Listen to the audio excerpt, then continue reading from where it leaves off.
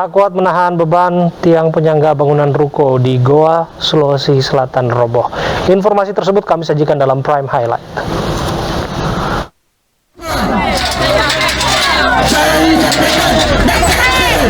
Unjuk rasa ratusan petani dan aktivis di Kabupaten Nrekang, Sulawesi Selatan berlangsung ricuh.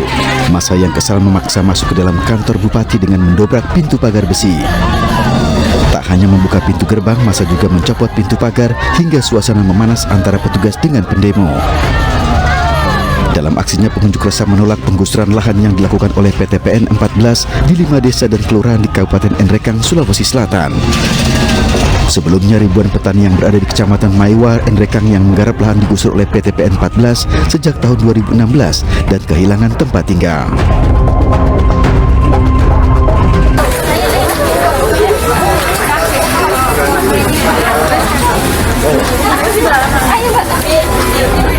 Puluhan emak-emak ini rela berdesakan demi membeli minyak goreng murah di salah satu swalayan di Bojonegoro, Jawa Timur.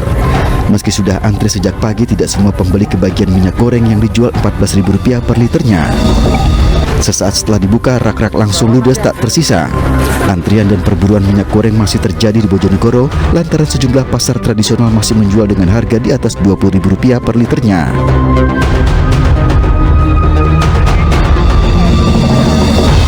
Diduga tak kuat menahan beban material cor tiang penyangga bangunan ruko lantai 2 yang sedang dibangun di Goa, Sulawesi Selatan roboh.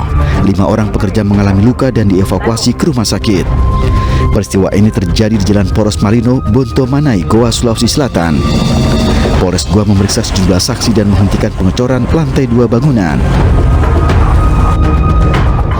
Unjuk rasa menolak Permenaker nomor 2 tahun 2022 digelar buruh di depan kantor Kementerian Tenaga Kerja di Jakarta. Selain di Jakarta, unjuk rasa juga digelar buruh di Surabaya dan Makassar. Di luar maupun yang masih tercerai-berai di bawah gorong-gorong. Buruh yang tergabung dalam Konfederasi Serikat Pekerja Indonesia berunjuk rasa di depan gedung Kementerian Tenaga Kerja. Aksi ini digelar untuk menuntut pemerintah segera mencabut Permenaker nomor 2 tahun 2022 yang mengatur tentang tata cara dan syarat pencairan jaminan hari tua.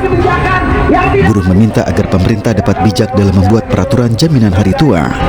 Pada hari ini kami melakukan aksi serempak di seluruh Indonesia, termasuk di Bandung, Semarang, Jawa Barat, Banten, Surabaya, Batam, Makassar, Banjarmasin, Aceh, dan daerah-daerah industri lainnya.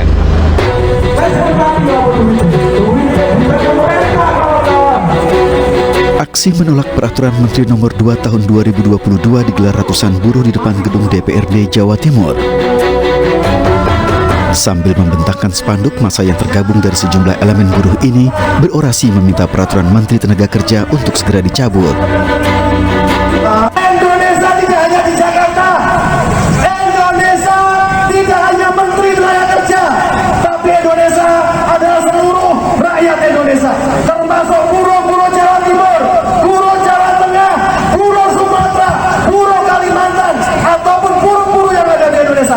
Jaminan hari tua ini adalah salah satu harapan bagi kaum buruh untuk dapat menyambung hidup. Selain di Surabaya, Jawa Timur, unjuk rasa menolak Permenaker nomor 2 tahun 2022 juga digelar sejumlah elemen buruh di Makassar, Sulawesi Selatan.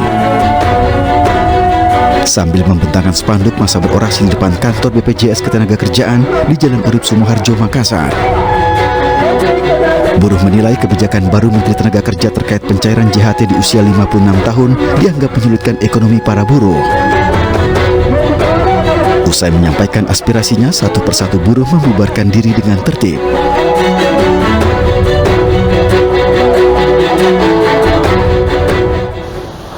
Polemik peraturan jaminan hari tua terus bergulir. Sejumlah kalangan meminta pemerintah untuk sungguh-sungguh melindungi hari tua pekerja.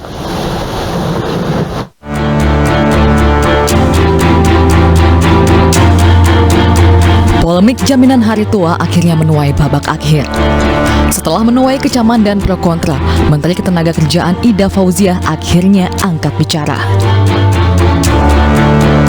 Politikus Partai Kebangkitan Bangsa tersebut menegaskan bahwa setiap pekerja dapat mengklaim jaminan hari tua tanpa harus menunggu usia 56 tahun. Semua peserta, baik yang masih bekerja atau yang mengalami PHK atau mengundurkan diri, maupun peserta yang usia pensiunnya di bawah 56 tahun, maka sebagian manfaat JHT tetap dapat dilakukan klaim sebelum yang bersangkutan berusia 56 tahun dengan syarat mempunyai masa kepesertaan dalam program JHT minimal 10 tahun. Klaim yang dapat diajukan maksimal 30% dari manfaat JHT dengan tujuan akan digunakan untuk kepemilikan rumah atau maksimal 10% dari JHT digunakan untuk keperluan lainnya. Pandangan lain datang dari pengamat ekonomi yang menganggap dana pengelolaan investasi BPJS Ketenagakerjaan dianggap tidak tangguh seperti yang dibayangkan. Hal lain, pemerintah dianggap sedang mengalami kesulitan keuangan. BPJS Ketenagakerjaan bisa disimpulkan sedang dalam kondisi yang sebenarnya kurang begitu prima dalam hal pengelolaan dana investasi. Kemudian yang kedua adalah indikasi bahwa pemerintah sendiri sebenarnya sedang mengalami kesulitan ataupun tekanan keuangan. Sehingga pemerintah memilih untuk membuat BPJS Ketenagakerjaan ini dengan melakukan efisiensi ataupun penundaan klaim.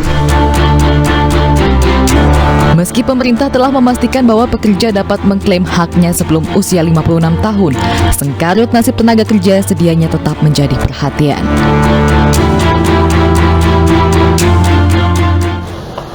Bek Timnas Indonesia Pratama Arhan di kontrak klub Jepang Tokyo Verdy. Informasinya kami hadirkan usai jeda berikut.